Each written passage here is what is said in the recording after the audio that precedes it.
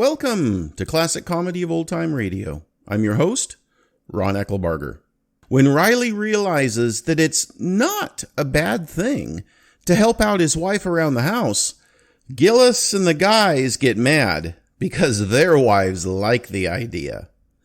This episode is entitled The Household Drudge, and it is the 209th episode of the life of Riley. It originally aired on September 10th, 1948. It's new. It's amazing. It's Prell, P-R-E-L-L, Procter & Gamble's new Radiant Cream Shampoo in the handy tube.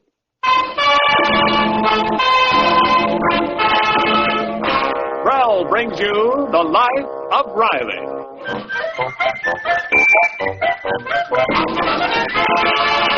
Prell, the shampoo that removes unsightly dandruff in as little as 3 minutes and leaves hair radiantly clean, radiantly lovely, presents The Life of Riley with William Bendix as Riley.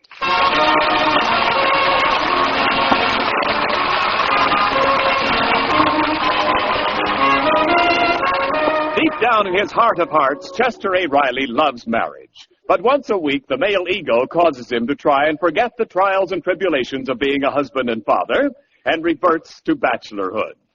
Tuesday night at 8, he and 4 of his cronies gather around a card table, and for the next 4 hours, they vainly attempt to delude themselves that they are once again free men. You know, last week I lost a fortune. Okay, fellas, let's get the game going. Well, hey, wait a minute. Henry ain't here yet. Didn't you hear, Riley? Hear what, Gillis? Henry ain't with us no more. Poor Henry. He was a prince of a fella.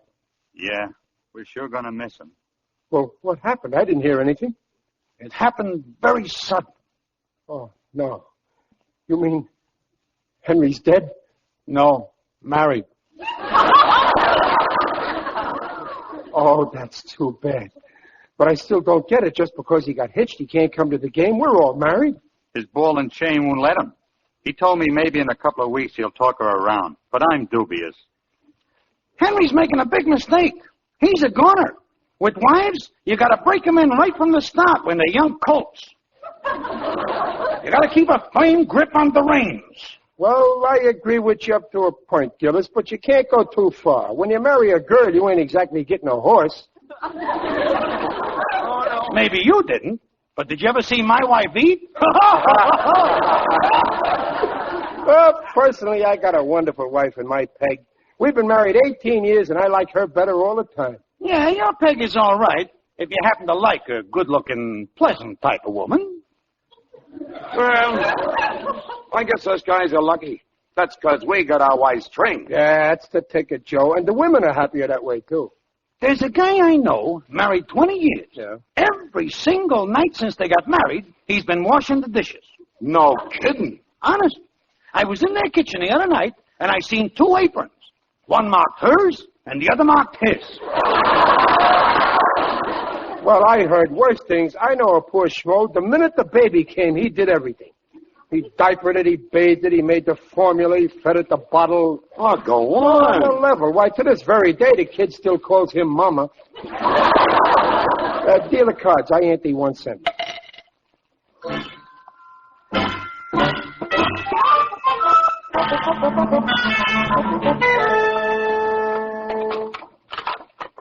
Oh, boy, what a rough day I had at the plant today. Oh, you look tired, dear. Yeah. Peg, darling, you want half the paper? Oh, Riley, how can I read now? Can't you see I haven't finished the supper dishes? Oh, yeah. Peg, you know something? Every night you're in the kitchen doing the dishes while I'm stretched out on the living room couch reading the paper. You know, that's selfish of me. Oh, I don't mind. No, it ain't fair. From now on, I'm reading here in the kitchen.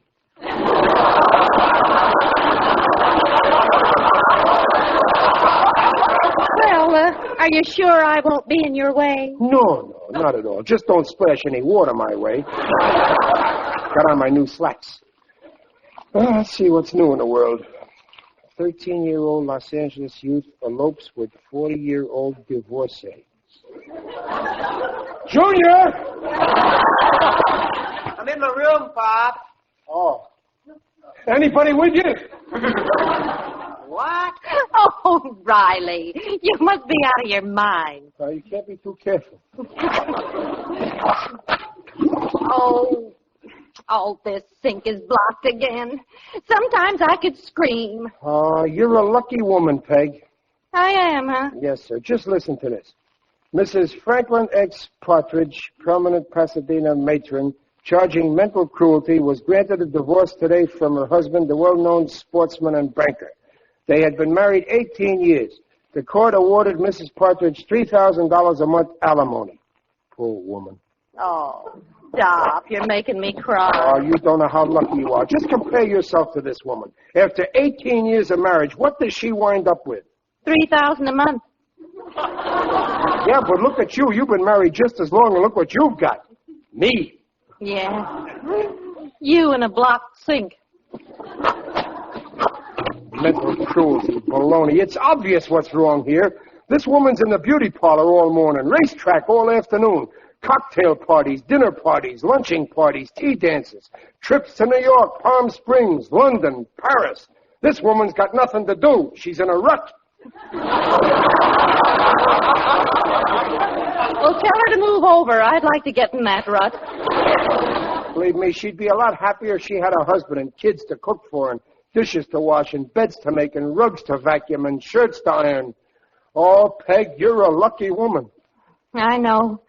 I'd give 3 cheers if I had the strength. Oh, Mother. Oh, what is it, Babs? Mother, that Cary Grant picture you've been wanting to see is playing around the corner. Oh, I've been dying to see that movie. Oh, we better hurry. The last showing goes on in 5 minutes. Oh, well, I still got all these dishes to do. You better go yourself. No, you go, Peg. Well, the dishes. Now, don't you worry about the dishes. Oh, thanks, dear. Now, you go out and enjoy yourself.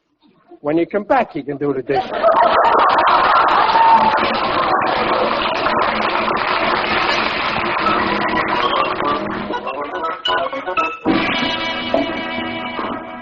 Junior, where you going with that wash tub? I've got Marilyn Morris's dog out in the garage. I'm going to wash it for her. Oh, what for? Well, so it'll be clean. Well, why are you doing it? Well, today Marilyn said she's my girl. Steady, she said, so... Well, I thought it'd be nice if I helped her out. What kind of a boy are you? Are you trying to make Marilyn unhappy? Unhappy? Well, I can see it's about time I give you a few tips on how to handle your wife. Me with a wife? Well, it's never too soon to learn the ropes. Don't worry, Pop. On the quarter a week you give me, I got enough trouble supporting myself. Well, it won't hurt you to know anyway, so you listen good. Someday you and Marilyn might get married. Now, the way to keep a wife happy is to keep her busy. Well, I know. Mom's always busy. No, I trained her that way from the beginning. Why do you think I never hired a maid to do all the work around the house? Because a maid makes more than you do? Well, that's one reason. But the real reason is to give your mother something to do, to keep her occupied, see? Oh, is that why you never help Mom out with the dishes and things? Well, certainly. Believe me, it isn't that I'm lazy or that I don't love her. It's for the sake of our marriage. Why, there's many a time when I'm lying in the hammock out in the backyard, sipping a cold drink and reading the paper. And from where I'm lying, I can see your mother bent over a wash tub, her hair falling over her eyes and the sweat pouring off her forehead.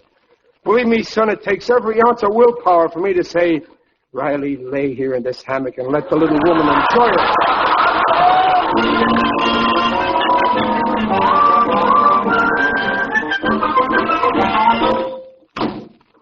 Was that you, Daddy? Oh, hiya, Babs. Home from the movie so quick? Where's your mother? Oh, in bed. She was so sleepy we didn't even wait for the end of the movie. Poor Mother, what a life. What do you mean, poor mother? She's doing okay with her life. I only hope you do as good when you get married. Oh, I'm never going to marry. I'm going to have a career. Marriage is all right for the older generation who have never known any other life than being a slave to a house and husband and children. Babs, are you insinuating that your mother is nothing but a household dredge? Well, isn't she? Have you noticed how tired Mother is at the end of the day? Well, no, I'm always asleep when she finally comes to bed. When you get down to it, what has she ever done but cook and sew and scrub and clean and bear you children? Well, you're a fine one to talk. Where would you be if she didn't? And what's wrong with raising a family of kids? That's what's kept the human race going. My mother did it, and her mother before her did it, and her mother before her, and her mother, all the way down the line. And if they hadn't have done it, today I would have been a baboon. Well, I'm not denying that. Well, you better not. All I say is, how could a woman cultivate her mind if she's hemmed in by four walls and chained to a stove? In all the years Mother's been married, has she ever had a vacation? Why, she's had plenty. Why, in 1945, she... back there in 1938, back in 1935, I remember in 1931, your mother had a 10-day vacation, no housework, no dishes, all meals served to her, didn't move a finger. Oh, I don't remember that. Well, you should. That was in the hospital the time you got born. Oh, Daddy. You've been reading too many books. It's making you think, and you got to stop it. Your mother is perfectly happy. She loves housework. Oh, you're just rationalizing. I've never been rational in my life. Your mother's perfectly satisfied with things. Why, she wouldn't be willing to change places even with Lana Turner. I might be willing, but she wouldn't.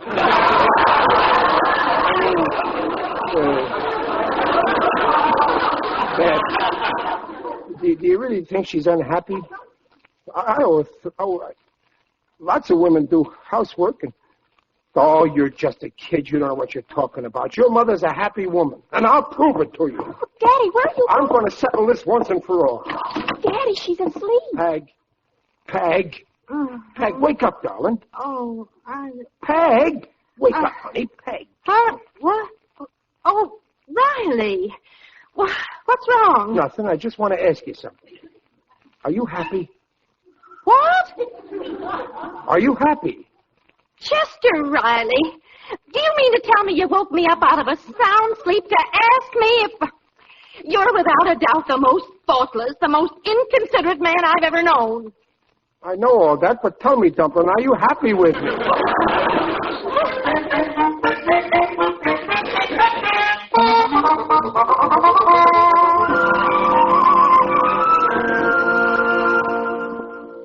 Good morning, Mother. What time is it, Babs? It's almost 8:30. Dear, I overslept. Had such an awful time falling asleep again after your father woke me up.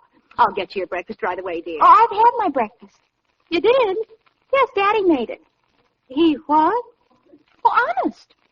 Oh, he probably left that kitchen in a mess. Oh, no, he didn't. He did all the dishes and put them away. And now he's washing the floor. Your father? Uh-huh. My husband? Uh-huh. Why, Dumplin', what are you doing out of bed? Well, Riley, what's that tray for? Well, that's your breakfast, sweetheart. I was just going to bring it to you in bed. Babs, call the doctor. Why? Are you sick, sweetheart? You've been working too hard. But from now on, it's going to be different. Here, you sit down here and eat your breakfast while it's hot. I'll make the beds now. Riley, do you know what you're saying? I know it's a little hard for you to understand, especially after the way I treated you all these years, but Babs understands, don't you, Babs? Understand what? Now, if this is some kind of joke, It's Riley... no joke, Peg. From now on, I just want you to cultivate your mind and be happy. For 18 years, you've done your share. Now it's my turn to cook and sew and scrub and clean and bear you children.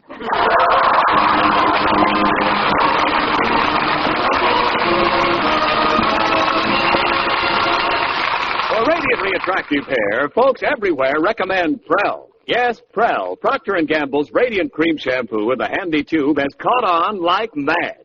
And here's why. At last I found something to make my hair radiantly soft and natural. Prel shampoo brings out all its hidden beauty and makes it so easy to set. Prel's wonderful. Gets a fellow's scalp clean, removes embarrassing dandruff, and makes a man's hair look as clean as it should. Once you use Prel, you'll never want to be without it again. First, because Prel leaves hair more radiant than any soap shampoo. Leaves it soft and smooth, free of dulling soap film. Second, Prel removes ugly dandruff in as little as 3 minutes. Doctors' examinations proved it. And Prel goes farther than any known shampoo, cream, or liquid because it's concentrated for economy. For that radiant, well-groomed look, wash your hair with Prel. P-R-E-L-L, Prel shampoo.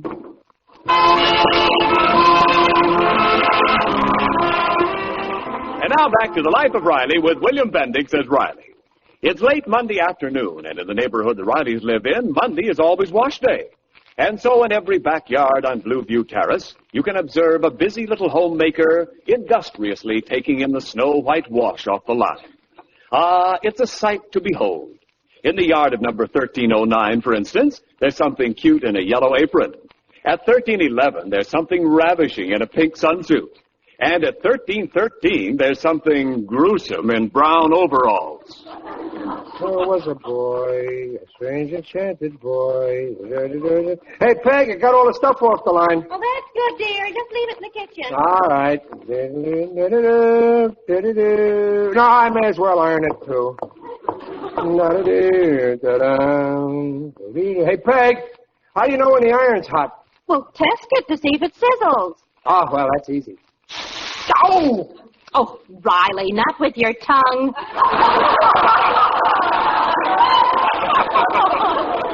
Well, I'm still new at this sort of thing. Now, really, dear, you don't have to do my ironing. I'm perfectly happy. Peg, I insist. You're taking it easy from now on. Why don't you go to a movie tonight, huh? Well, if I had somebody to go with, but Babs is... Well, excuse me, dear. Huh. Hello? Oh, hello, dear. Well, who is it, Peg? Oh, it's Honeybee Gillis. No, I'm not busy, Honeybee. Oh, my ironing's being taken care of. No, not the laundry. Riley's doing it. Yes, Honeybee, I said Riley's doing it. And that's not all. He's washed my dishes, scrubbed the floor, and made the beds.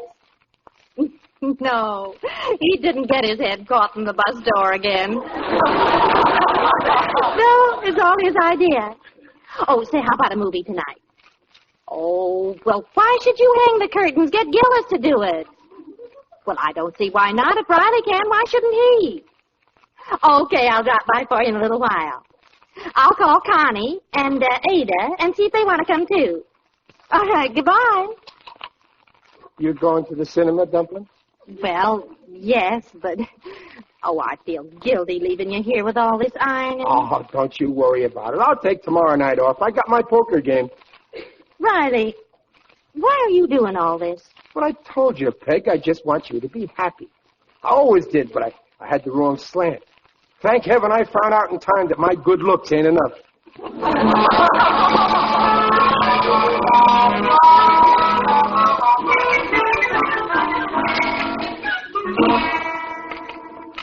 I raise you 2 cents. I see you. What do you got? Straight. Pair of jacks. Take the dough. Yeah, your deal, Sam. Okay, give me the card. Hey, wait. Look out the window. Riley, He's coming to the game. he's got the knife to show up here after what he's done? What gall? That no good traitor. Fellas, we got to put Riley in his place once and for definite. We ignore him. Okay, I'm dealing. Well, hiya, gang. I made it just in time. Deal me in, Sam. Hey, Sam, you forgot to... No, never mind. You get me on the next round. I drop. I bet. You win, Gillis. Lester, you deal. Well, what's new, guys? Hey, Lester, you forgot to... Oh, well, never mind. You get me on the next round. I open for nickel. Check. I'll see you. I'll take 1 card. I'll take 5. Well, what's new, fellas? I check. Save your money, Gillis. I got a royal flush. Lucky dog, you just beat me. Hey, I tell you what. Let's make this round deuce as well.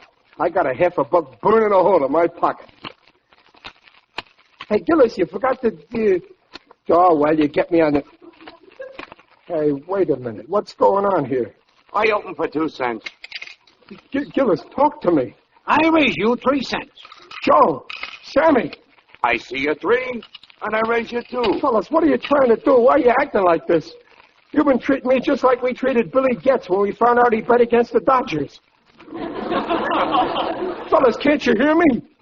You hear anything, Joe? No. But I smell something. That's me. My cigar. I'm Riley. Fellas, what did I do? Speak to me. I had enough of this. This character can't take a hint. I don't understand. Why don't you love me anymore? What did I do? You know what you done. You made slaves out of all of us. No, I didn't. You've been waiting for your wife, ain't you? Well, your wife told my wife, and my wife told Joe's wife, and Joe's wife told Sam's wife. And now they got us doing it. Look at me. I'm getting flat feet from standing at the ironing board. And how about me? I scrubbed so many pots with steel wool, my fingers are worn down to the elbows. But I didn't mean no harm. I was only trying to do the right thing by my sweet Peg. You had no business stirring up our wives. Why don't you let sleeping dogs lie? Well, don't you want your wife to be happy? Well, sure, but not at our expense. We had them all trained, but you had to be a wise guy. And in one night, you tore down 20 years of work. You're true, Riley. Anyhow, washed up. So get away from us and stay away, you wife lover.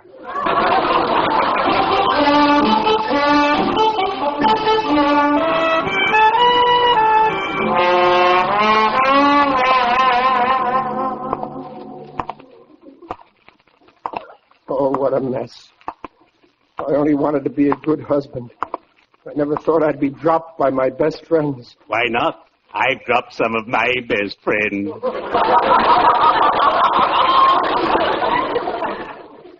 Who's that? It is I, Digby Odell, the friendly undertaker. Greetings, Riley. You're looking fine. Very natural. Well, hiya, Digger. What's new? Oh, nothing much. Same old thing every day. You know me. I'm always in a rut. Well, at least you're making dough. No, I'm just breaking even. Whatever I take in goes out a few days later. I guess it's tough to run a business these days. Ah, yes, costs are high. Do you know what I have to pay a pallbearer? $2 an hour, and time and a half for overweight. Digger, I've got my own troubles, all on account of I helped Peg with her housework. And what's wrong with that? I help my dear spouse around the house, and she helps me in the shop. Why, without her, I wouldn't know who was coming or going. Well, Peg ain't really the problem. It's the gang. Their wives found out what I was doing, so now they're making them work. Now the guys are sore. They're snubbing me. Ah, man's inhumanity to man. Cheer up, Riley. I once wrote a little poem on this very problem. I quote, "When a man looks down on me, my friend, I admit the world seems grim. But I don't despair, for in the end, I'll look down on him."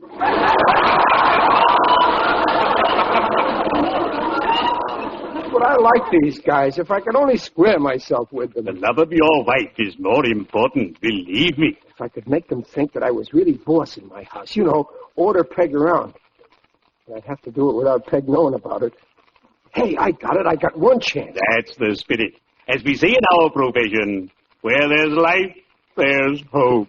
Yes, sir, and there's another saying. You can't keep a good man down. Would you care to bet? Well, cheerio. I'd better be shoveling off.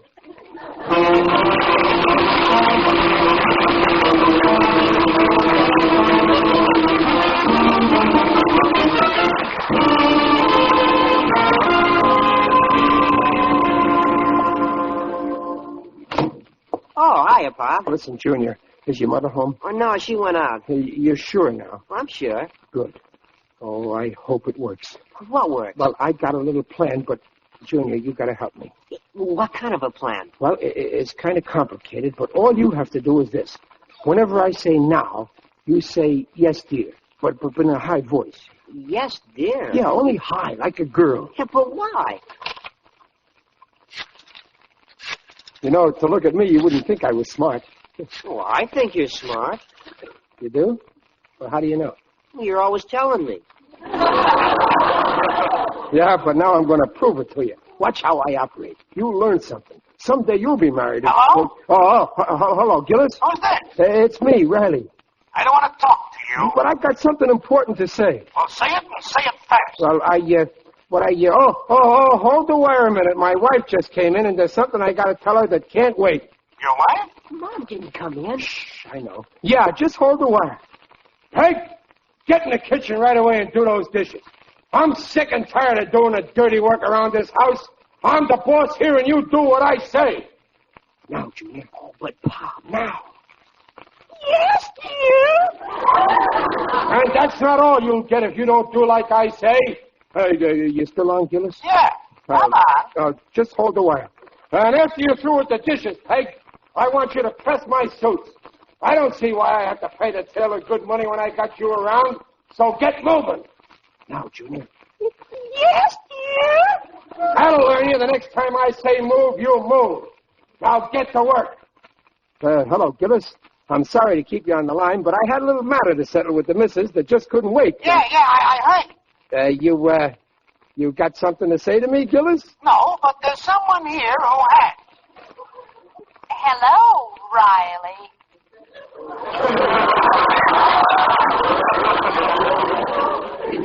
What a revolting development this is.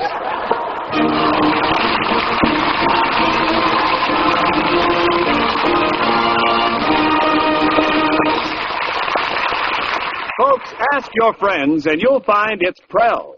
Prell. Wonderful Prell. Amazing Prell. Procter & Gamble's Radiant Cream Shampoo in the handy tube. People with dry hair, oily hair, gray hair, they all love it. Loretta Flannery, a nurse who lives in the Bronx, New York, says, My gray hair has never looked so lovely as it has since using Prell. And I've done away with special rinses, too. I'm really delighted with Prell's results. Try Prell yourself. You'll love it, too. First, because Prell leaves hair more radiant than any soap shampoo. Second, because Prell removes unsightly dandruff in as little as 3 minutes. Ask for Prell shampoo. Prell shampoo leaves hair radiant, gleaming bright. Not a bit of dandruff is in sight. Comes in a tube, handy too.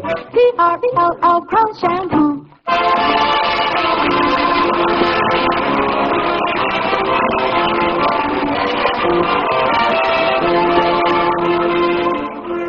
Oh, honest, Riley. You ought to be ashamed of yourself. Just so you could get back in that poker game, you tried to make people believe that you could holler at me and get away with it. Oh, Peg. That was just a gag. Nobody'd ever believe that I'd holler at you while you were around. I mean, well, you know what I mean. Gee, I was desperate. I just had to get back in that poker game. Those guys are all my friends. Well, you can stop worrying about it. You're back in. I fixed it. You did? Oh, we'll all be back together again. Pals, the 4 of us. The 8 of us. 8? Yes, dear. See, now that you boys are helping us with the housework, we girls are going to have so much free time on our hands, we decided we might as well be in on the poker game, too. It's a losing fight.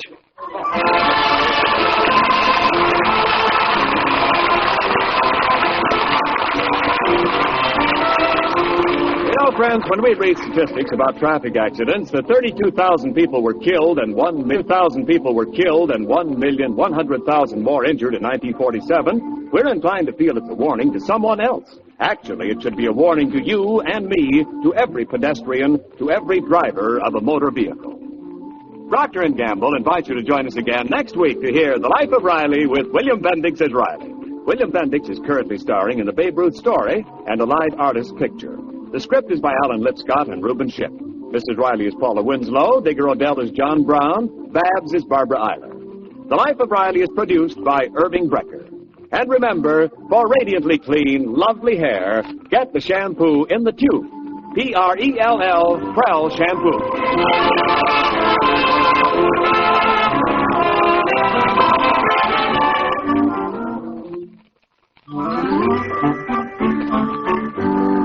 Wonderful ivory snows. So wonderful for lovely nylons, lingerie, and sweaters. Yes, now your pretty things can stay lovely longer with Ivory Snow Care. And your hands will tell you why. Just wash dishes with Ivory Snow as millions prefer to do.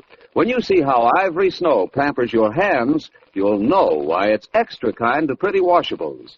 And Ivory Snow is granulated for instant sudsing, too, even in cool water. Ivory Snow is the only soap, both Ivory Mild and granulated for efficiency. There's no other soap like it.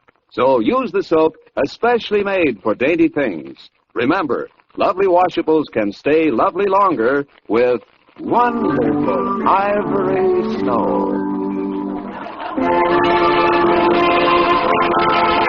And this is Ken Niles reminding you to listen every Friday night when Procter & Gamble brings you a solid hour of laughs. First, Red Skelton, and then The Life of Riley.